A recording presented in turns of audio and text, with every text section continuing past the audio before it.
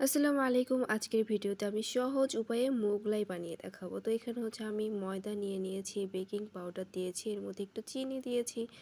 এরপর এটা মুথে নিব। এরপর ২ টি ডিমের মধ্যে আমি কাঁচা মরিচ দিয়ে দিয়েছি, পেঁয়াজ দিয়ে দিয়েছি, এর মধ্যে লবণ, মরিচের গুঁড়া অ্যান্ড একটু ধনিয়ার গুঁড়া দিয়ে ভালোভাবে মিক্স করে নেব। এরপর এখানে রুটি বেলে নিচ্ছি অ্যান্ড এটার মধ্যে আমি এই ডিমটা দিয়ে দিব।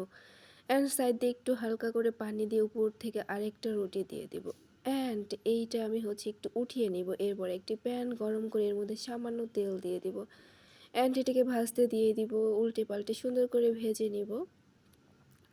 সেমভাবে আমি আরও একটি বানিয়ে নিচ্ছি, এটা উল্টে পাল্টে ভেজে নিব। এরপরে হচ্ছে আমি ছোট ছোট করে এটাকে কেটে নিব।